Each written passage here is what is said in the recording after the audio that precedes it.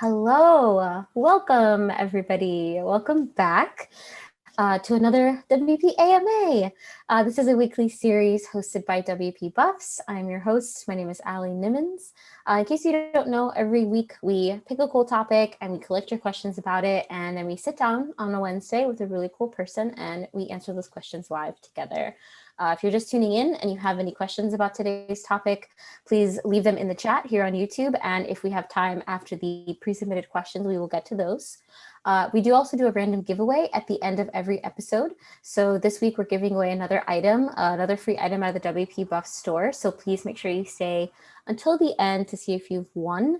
We only pick winners out of the people who have signed up with us previously. So if you'd like to try to win something in a future episode, go to wpbuffs.com/WP-AMA-series and you might win something in the future.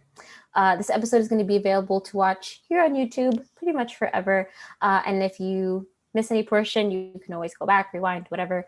And we'll be adding captions, human-generated captions to this video within 24 to 48 hours if that's something that you need or want.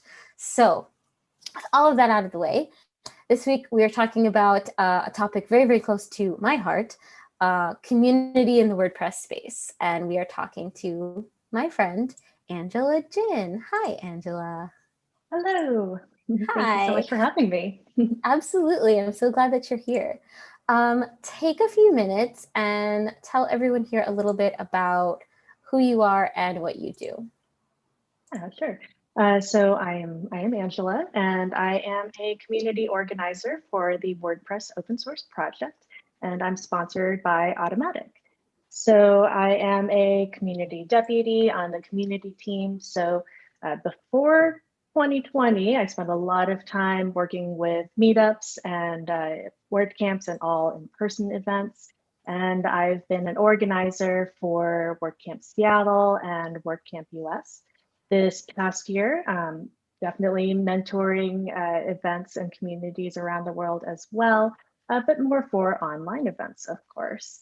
And of course, helping out with Learn WordPress, which is the new resource that we have available to all community members. Actually, even more than that, anybody who's interested in learning about WordPress. Wonderful. Awesome. Perfect. So you are really like the perfect person to talk about this topic. And I'm really excited to personally pick your brain on these topics for a little bit. So let's go ahead and dive into the very first question. So the first question that we got says, I'm an underrepresented person in my local WordPress community, and I would like to bring more people like me over there. I'm trying to make my community a safe space for people like me so that they can use it as a space to grow and blossom into successful professionals. What advice can you give for me? I love this question. It's like the perfect question right off the bat.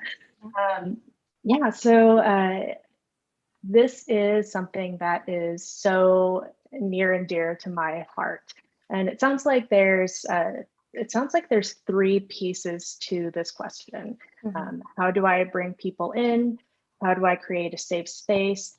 And how do I help people grow and succeed in ways that they might be looking for? So how to bring people in? Not everyone is going to want to participate. There's been a lot of things going on in the past year that takes people's time and energy. But there's never anything wrong with a kind invitation, a nice low pressure invitation. And I love bringing a buddy along to a space. If you say, hey, I've been a part of this group and I really enjoy it, and I know you've been trying to start your blog, and I think you might be interested in participating in this group, or I think you might have something really important to add to this group.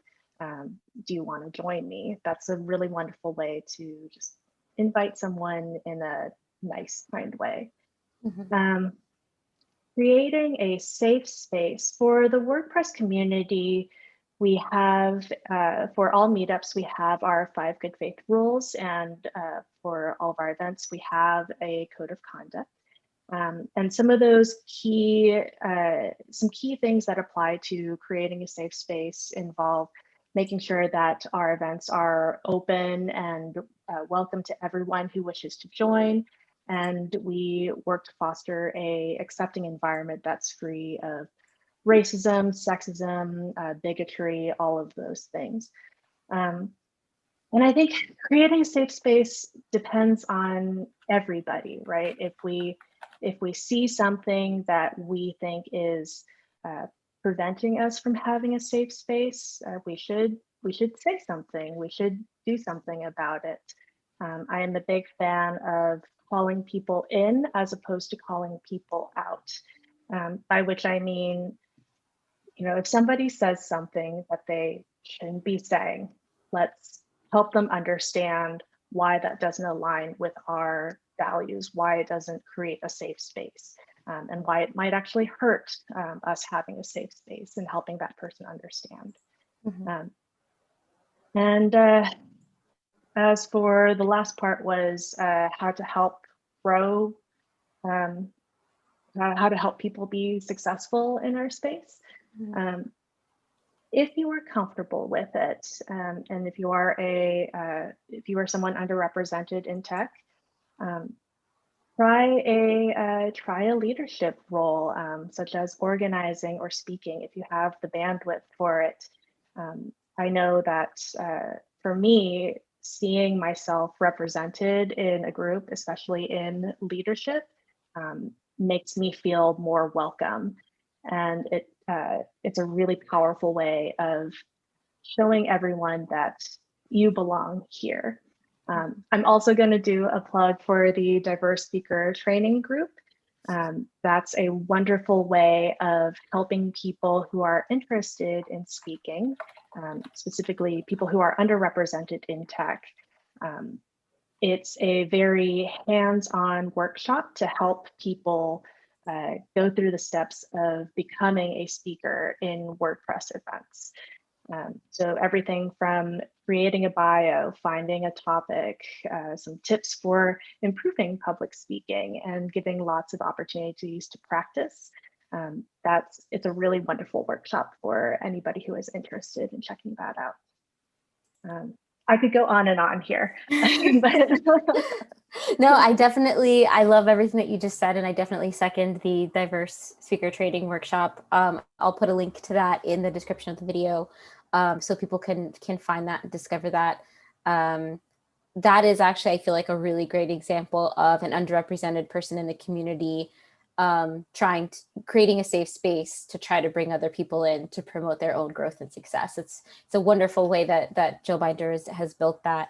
And yeah, that doesn't mean you have to build your own workshop series, but yeah, one of the best ways that you can create a safe space is to like be that safe space for others and let other people know, like, I see you, I appreciate you, I'm glad you're here, and I want to help you. And I think sometimes kind of going out of your own comfort zone and just telling someone that can do a lot, because I don't think a lot of people do that. Like, I don't think a lot of people just sort of reach out and say, like, I want you as a member of my community. I'm not expecting you to just show up because I put an ad out, but like, I would like you to come.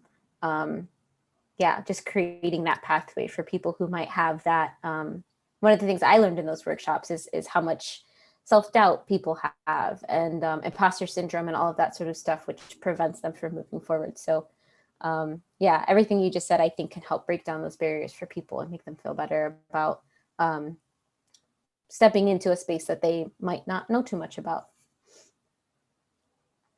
Cool. All right, so let's look at the next question. Oh, this one's sweet. What is the most important thing you've learned from the WordPress community so far? I like the addition of "so far." That's a good addition. Wow, there's a lot of important things that I've learned from the WordPress community. If I had to pick just one, I'm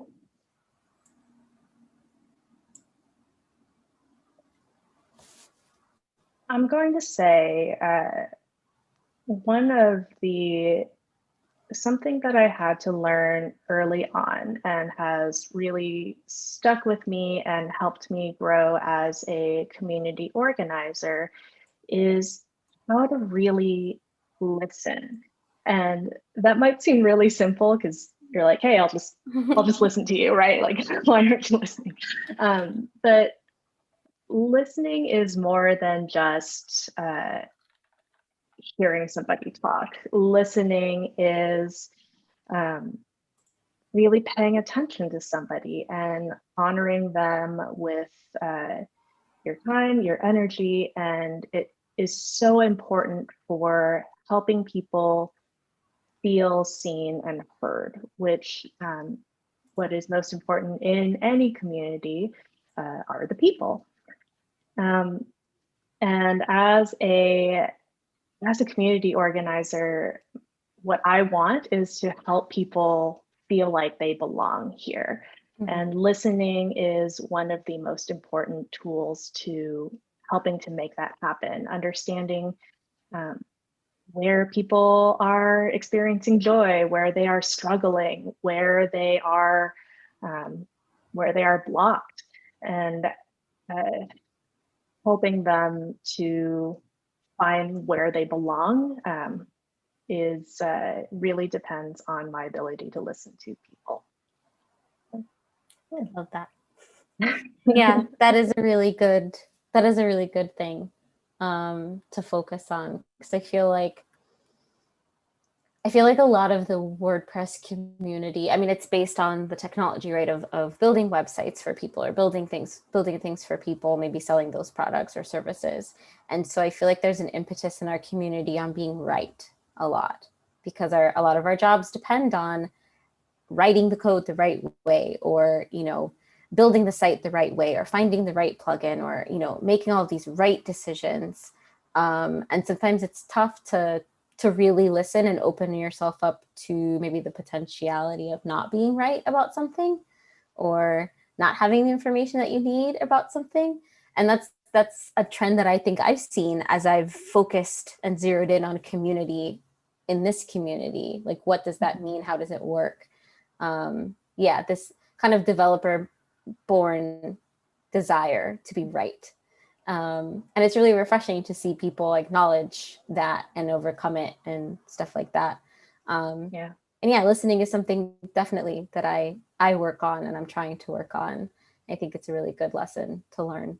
As a jumping off point of that, can you tell me about a time where you taught someone something, like where you really felt like you helped someone get to a different place of where they needed to be in their journey that you're proud of?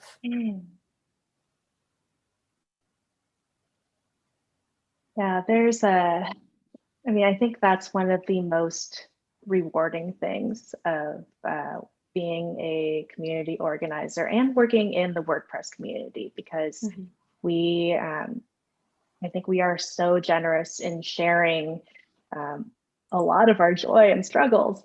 And so being able to help someone in their journey is one of my favorite things to do. Let's see, a particular moment.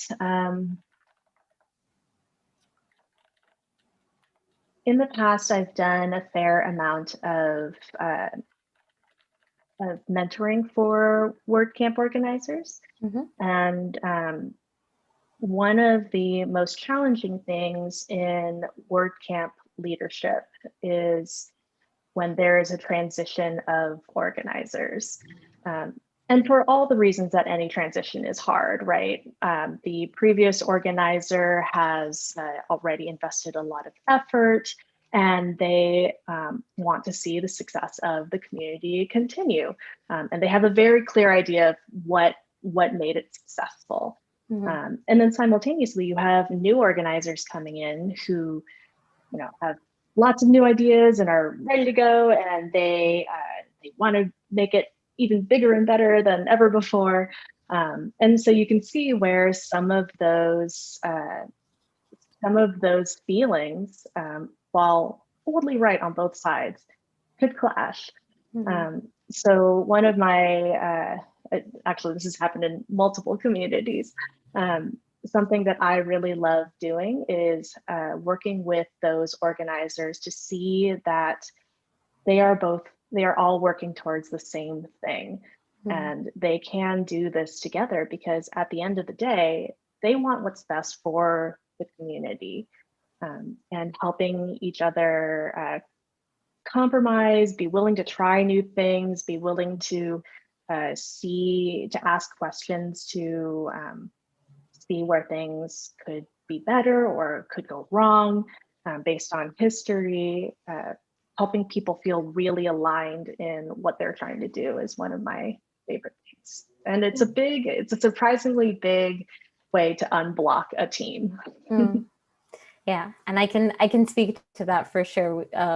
I've seen you in action in the way that you work, and yeah, you're really really good at a lot of those things. And I've learned stuff from you about handling those types of situations for sure. Adam Werner has popped in. He says hi. Hey. Hi, Adam. And he has a question for you. His question, what's your general rule for handling conflict within the community? Ooh, that's a Juicy. that is a juicy question. It depends on the conflict. If there are sometimes there are things where people are clearly in the wrong, and if that's the case, just I like to try and defuse the situation and shut it down as quickly as possible. But it's not always so crystal clear, and conflicts in the community often arise because people are so passionate, and we hate to be wrong. And when we're faced with that, we don't always react in the most positive or constructive ways. So for me, resolving conflict or addressing conflict is all about communication.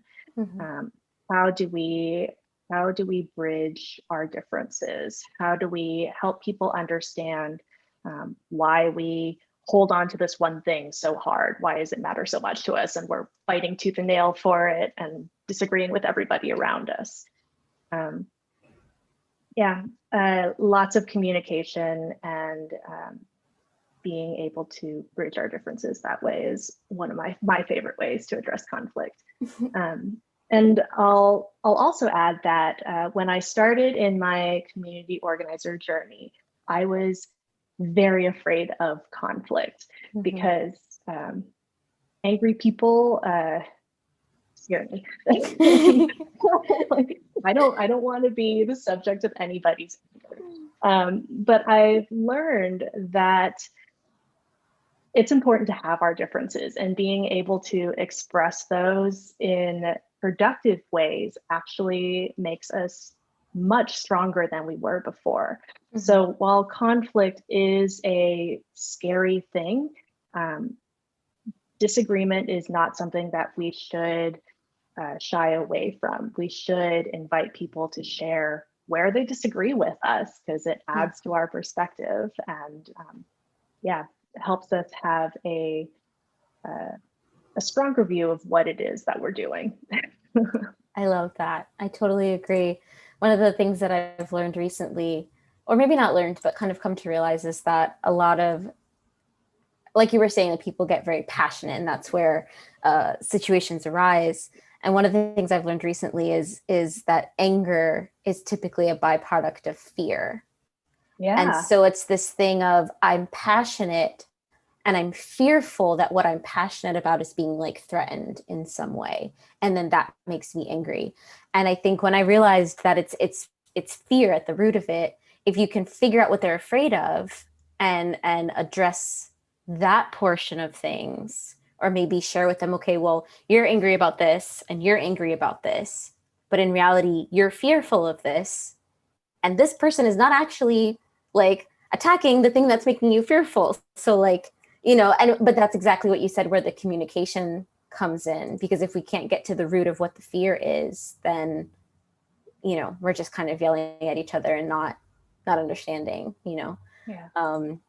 Oh, we have the WordCamp Miami YouTube account, WCMIA, says hi. So Hello. hi there. I'm guessing, I don't know who that is behind that name, but hi, we're glad that you're here, whoever you are. And if you have a question for Angela and you are watching, please put it in the chat so that I can grab it and ask her. Cool. Yeah, that's a really great way to address that. So one of the things that's I think about a lot with this community when people do get angry with each other. I love this community and I love to brag about how fantastic this community is, but we definitely still have our qualms and our problems and our issues and our divisive topics. And I'm glad that there are people like you to help kind of level things out and be arbitrators. Has there been times where you've encountered conflict outside of, because I know like the WordCamp organizational environment is more structured, right? And there's kind of procedures in place for if there is a conflict, you have the person that you go to. Have there been conflicts that you've encountered outside of that more structured environment? Or is that primarily where you spend your time? That is primarily where I spend my time when it comes to conflict. Are you mean still within like the WordPress space or outside of? Okay. So maybe like on Twitter or in Slack or something like that, where there maybe isn't as. So I guess one of the main things that comes to my mind, if we're going to talk about WordPress conflict, the big WordPress conflict I always think of is the Red Hat situation from a couple of years ago. It's a couple of years. Wow. Yeah, it was year before 2020 last. was like 18 years in Holy 1 cow. year. So yeah, I always think about the Red Hat situation, and that's not just a conflict between two people or a couple people here and a couple people there. That split the community clean in half, of like maybe not half and half, but you had people taking sides of what they thought about this and what they thought about that. What is your thought process on handling like community-wide conflict as opposed to individuals having conflicts with each other? Yeah, that's a great question, and it's things like this where are some of the most challenging things that we face as a community that is brought together around great software, right? Like that's what is bringing us all here. And so when we have big divisive things like that, it's super challenging. But I think I still stand by let's talk about it. And I think we did have a post, I believe it was on Make Community, about that, inviting people to say how they felt about the situation, what they were angry about, what they were scared about, and it's really important for us to hear and acknowledge all of that, because it does impact us as a whole community. Yeah. So that's a good answer. The answer is the same as before, basically. Let's talk it through and go down to the root of the fear. And that just kind of gave me a realization of like, I got angry about that. I was angry about that situation. And it did come from a fear of like, if I go to a WordCamp, am I going to feel unsafe? Yeah. And that feeling of like my safety being taken away made me angry. And so, yeah, I think it's helpful too for people, anyone listening, like the next time you get angry about something, referring to the community, look at, what am I feeling fearful of that's driving my anger? Lovely. Yeah. Okay. Let's go to a different topic. All right. Talking about this particular conflict always makes me feel a little bit upset. Okay, well, the next question, we may not move too far away. What do you think is the weakest aspect of our WordPress community right now? Or maybe a better way to phrase that is, what part of the community do you think needs the most work right now? Wow, putting me on the spot here. Where the community needs the most work. Well, or maybe not well, work, maybe focus or conversation or attention or that sort of thing. yeah. I'll share where something that I am personally worried about, especially coming off the heels of last year and going into this year, is our contributor community. I mean, so many things changed in the past year that really impact people's time, availability, emotional capacity, things that, I mean, it really impacted a lot of people, and that prevents us from engaging in ways that it prevents us from engaging in even things that we love to do, things like contribution, right? Mm-hmm. When you're focused on some of your basic needs, like, like, do I have job security? Do I have a home? All those things, it really impacts our contributor community.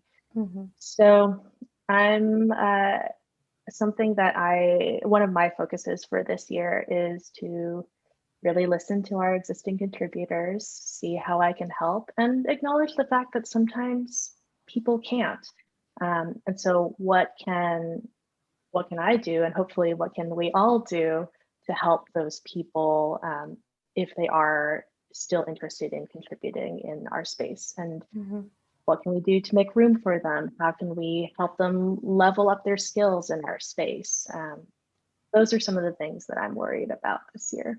So enhancing contributor experience is a better way of putting it. Absolutely. ignoring all of my more dire concerns. But yeah, I think there's also I would love to help contributors level up what it is they're doing and help them do it in a way that they feel is impactful, that they're getting something from it. Yeah. Absolutely. Yeah. I contributed for the first time last year, and I absolutely loved it. I had a fantastic time and I learned a whole lot. And I do, yeah, there are places to improve, and there are places to have more people, especially hopefully now this year, if things calm down and become more secure, have more people join in and bolster that and have it be a stronger part of the community, I think is super duper valuable. Okay, I like this question. Do you have any tips about building a community from scratch? From scratch. Yeah. Yeah, I believe I recently read an article on this from CMX that I really enjoyed. Huge CMX fan. And it, for me, it ties to another question that someone else asked me the other day around how do you inspire people? Because community, like I said earlier, is all about people and bringing people together around something. So even if you have, like in the WordPress community, we have a lot of diverse professions and diverse people, and from around the world, we're all brought together around this core software that we believe in. And with that software comes these principles, right? Like open source principles that we all believe in and want to further and share with the entire world. So building a community from scratch, I think, really relies on finding your why, what inspires people, what motivates people, what is the center that draws everybody in and inspires them to take this thing and spread it out further. So aligning people around that why is, I think, a great starting point. And if you want to talk about all the other community building techniques, I could talk about that for forever. Well, we have time. Give me one or two. One or two favorite community building techniques. Okay. Yeah. Helping people understand how they can contribute kind of ties in very closely with helping people understand where they belong, and helping them see how valued they are to your community creates this. It creates a really strong relationship with your community members, right? So investing time in people is I think that's really the core of community building. And where I spend a lot of my time is talking with people, helping them sometimes better understand what it is they want to do, and helping them understand how they can get there. And I think one thing I think is kind of funny about being so embedded in the WordPress community is when I reach out to other communities, or I talk with people who are doing things for other communities, they're like, "Oh, yeah, no, I was working on that community. It wasn't WordPress." I'm like, no, like it's a good thing. Communities should talk to each other and exchange ideas. And if we're so centered around only our thing, I think we miss out on a lot of really great things that other communities are doing.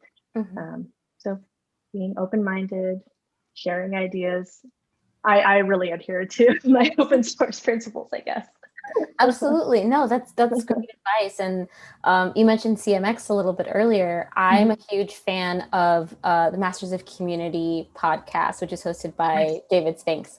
And he talks to community builders from like all different kinds of like not just tech communities, but like tons of different kinds of communities.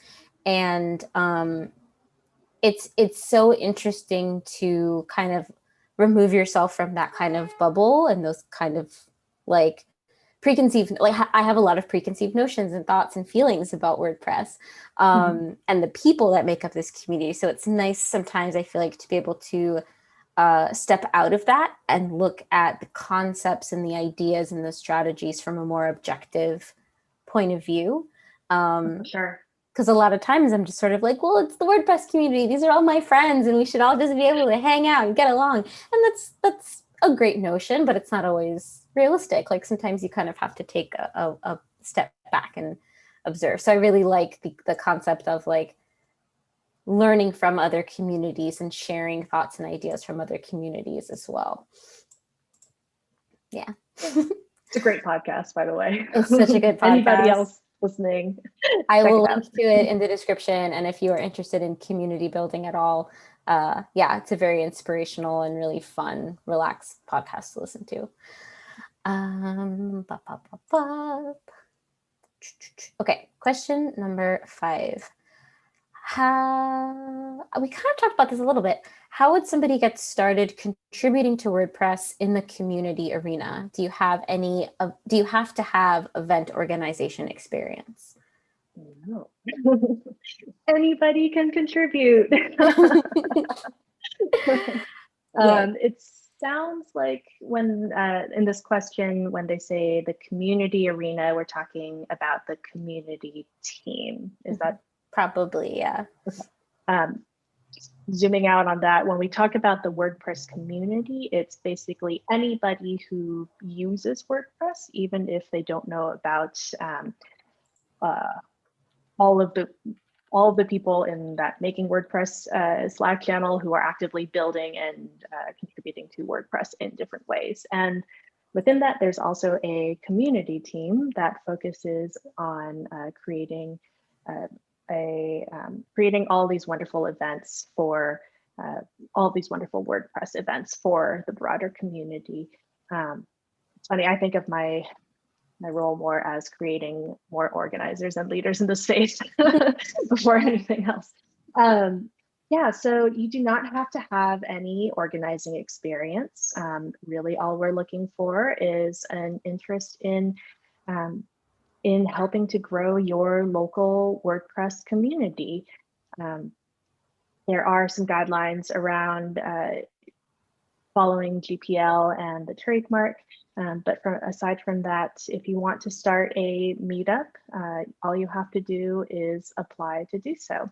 And if you are unsure about it, or if this is your first time organizing any event, we have a lot of really great resources to provide you. And we also have a whole global community of event organizers who I'm sure would love to help you grow in that space.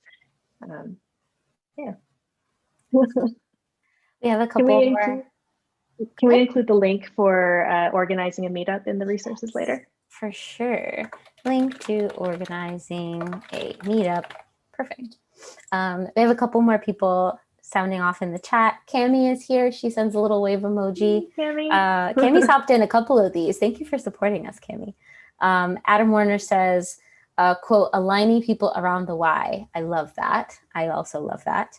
And our friend Courtney PK just sent you a little like hands up, high five, cheer emoji. Some little heart. I'm not sure how you met Courtney, but I believe that I first met Courtney in our little micro WordPress community, the WordPress Women of Color Slack channel, which if you are a woman of color or I believe also non-binary individual of color, we have a little Slack channel where we hang out and we have meetups every once in a while, and it's really fun and really great. And it's a community that I'm really proud to have built and to be building and to be working on, which I think the concept of like going back to that question of like building a community from scratch, finding that why and bringing like-minded sort of people together who have something in common that they're willing to hang out and talk about, like it's kind of that easy sometimes. It can be a lot more complex than that in a lot of other ways. But I think if you're thinking of like, I want to start a community around X thing, it's like free to start a Slack channel. It's free to start a Facebook group or a text chain or whatever it is you want to do. Go ahead and do it. And I think that Slack instance is another great example of how you create a safe space as well. Mm-hmm. You know, it's a very encouraging and positive and welcoming environment. And I love seeing how supportive people are. Yeah, it's a really fun, it's such a little ray of sunshine in my day being in that group. I mean, we had a call on an impromptu chat on Monday about all the political stuff happening in the US. And, you know, it felt really good to be able to provide that specific kind of safe space for people who are affected by something, which I think sometimes with like tech communities can kind of be lost because people are maybe focusing on business or marketing or coding or, you know, whatever the technology is, the growth portion is. I guess that's a question I have for you is when you have like a business-centered community, I think WordPress can be a little bit different because we're kind of a bunch of hippies with our, you know, our open source, blah, blah, blah. But when you have a business-minded community, what are some things that you can do to really ensure that people are being kept front of mind rather than, you know, marketing, sales, and all of these kind of colder concepts?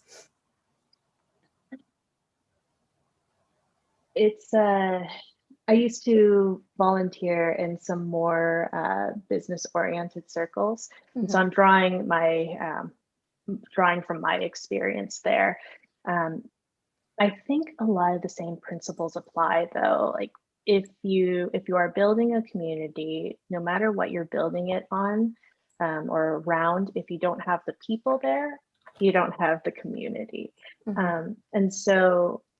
And maybe this is just my skewed perspective, but even marketing and sales, those are people-centric things. Mm-hmm. You know, if you're marketing to actually, I'm not really sure where I'm going with this. But, you know, we also do have those things in our WordPress space. Like we have marketers, we're building we're building software. That's technical, and Yeah. you know, but it's driven by and it's for people. Yeah. And so if it's missing the people element of it, I'm not sure that this is a good answer or one that No, you're looking for. it's a great answer, and it brings me immediately back to the AMA that I did with Morten Rand Hendrickson a couple of weeks ago, where we talked about like the ethics and the morality of the web, and like what does the WordPress community owe to the world and the internet in general, powering so much of the internet. And I think it really all comes right back down to the same thing of people. Yeah, Courtney says WordPress is what brings us together, but the people are what keeps us together. And that, God, I need to get that tattooed across my forehead. Like that could not be more true. I mean, like, at least for me personally, like I used WordPress for a handful of years before I discovered the community. And when I discovered the community and the people, like you were actually one of the first people, I actually talked about this on Twitter the other day because Jacoby posted that Twitter thread, which was like tell a WordCamp story or a WordPress story. Did you see that?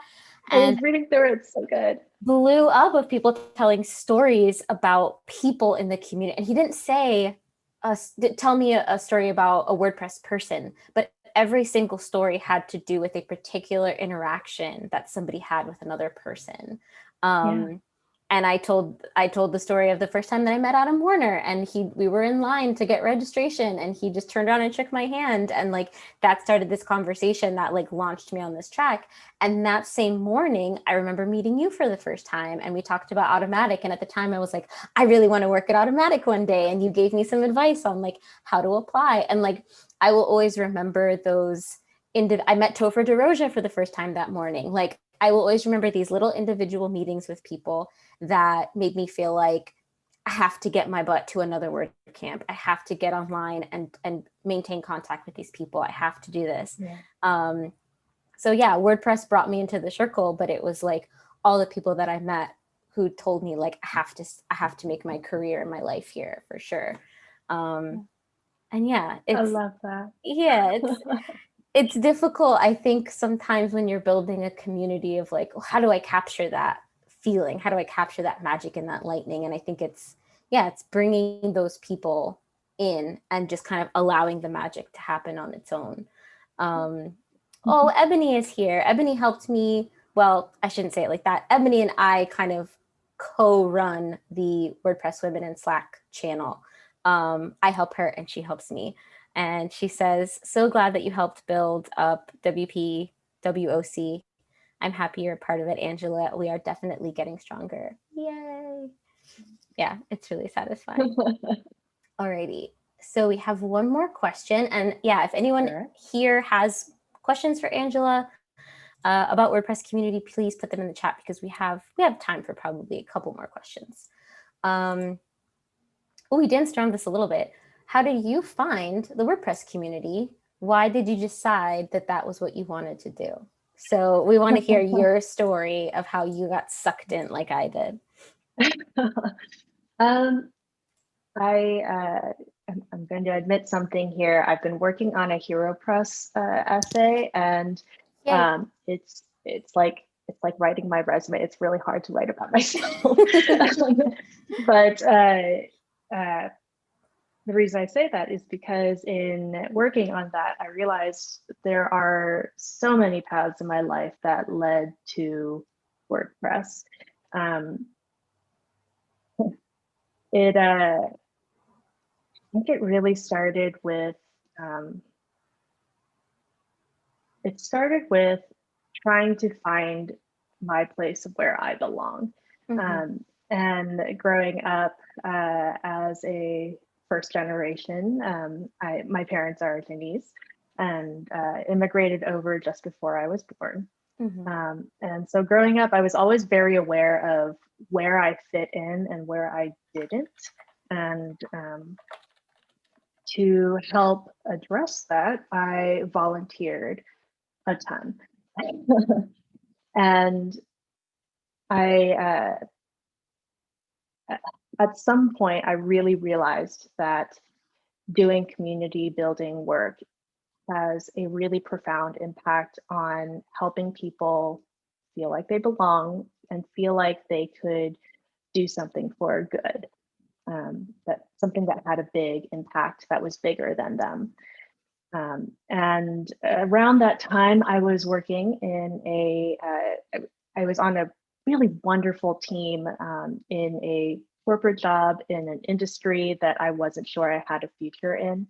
But I had all these really wonderful, supportive people around me who encouraged me to pursue a career in community organizing. Mm-hmm. How I found WordPress was actually through my partner. Back then, he was somebody I had met through a friend. I needed a website, and he's a developer, so he helped me build my first WordPress website. Oh. And I like to tease him by telling him that I needed somebody to maintain it, so I married him. Which, That's amazing. That's amazing.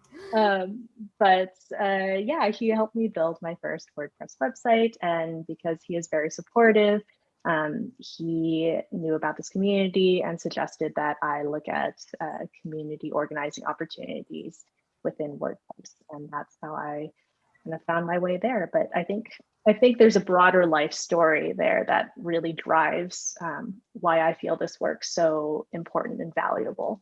Mm. The long answer. No, it's perfect. I love that.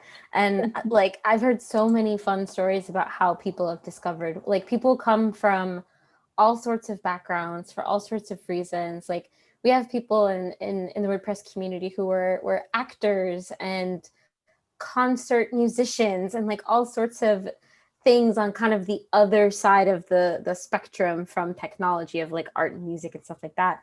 One of our mutual friends, I believe he was was he a commercial airline pilot, Chris Weigman, or did he do private flight? He flies planes, and he ended up becoming a developer. Oh man, That's so fun. Like that's so fun it's to me. very cool. And it allows our community to be so enriched by people who have had all these various experiences and have perspectives and kind of align bring their own special ingredient to this big soup, Yes. Yeah.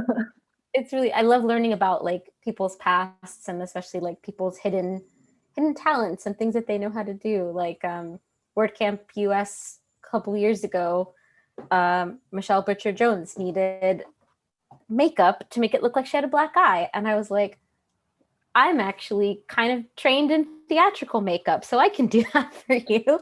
And it was like the reason we became friends. And so I'm always super excited when people have interesting backgrounds and things like that. Adam in the comments says, Andy Friggin is a surgeon and WordPresser, which is, I don't know who that is. I really want to meet them now, though. What is the similarities between developing a website and opening someone's body open? I want to hear what you think about that.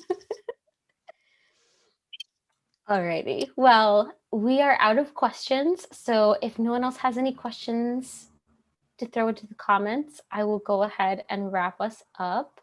Oh, Katie Richards is here. Katie Richards says, one of my favorite conversation starters at WordPress events is asking if they went to school for web technology, and if not, how did they get into WordPress? That is a really good icebreaker conversation starter sort of thing. I agree. Courtney laughed at my WordPress soup joke. I appreciate you, Courtney. The more people I have laughing at my bad jokes, the better. Awesome. Well, Angela, thank you so much for volunteering some of your time this afternoon to spend with me and talk about community. I'm always super grateful every week when someone decides to do this with me, because it's kind of, this whole thing, don't tell my boss, has just kind of been my excuse to sit around and talk with my friends that I miss. For those of you watching, as soon as we got on the call, I said to Angela, your hair is longer, because I hadn't seen her in like a year. So yeah, thank you for spending some time with me and talking. I really appreciate it. Thank you so much. I came onto this super nervous, but you put me at ease, and I really enjoyed spending this time with you. So thank you so Wonderful. much. And thank you to everyone watching, everyone in the comments who's been following along with us. We really appreciate you being interactive with us. We do this every single Wednesday, so make sure that you tune in again next week, Wednesday. Really quickly, we need to announce our giveaway winner, which I did not pull their name before the call, so pardon me just 1 second while I run in and just pick the first name I see is Haley. Congratulations, Haley. You won the contest. I will email you at the email address that you provided and make sure that you get your prize. Thank you so much for signing up with us. Alrighty, everybody. Again, we do this every single week. So run over to wp-ama-series. You can sign up there. All we ask for is your email address and you get early access to the next speaker. You just get that. We don't sign you up for any other crazy marketing, blah, blah, blah. It's just for this. And yeah, you get early access to the next speaker and early access to the forum to submit your questions. So your questions actually get asked first if you're signed up with us. And if you want to find out any more about WP Buffs in general, go to WPBuffs.com or find us on social media, basically all the places, WP Buffs. And yeah, that is all, folks. Have a really good rest of your day.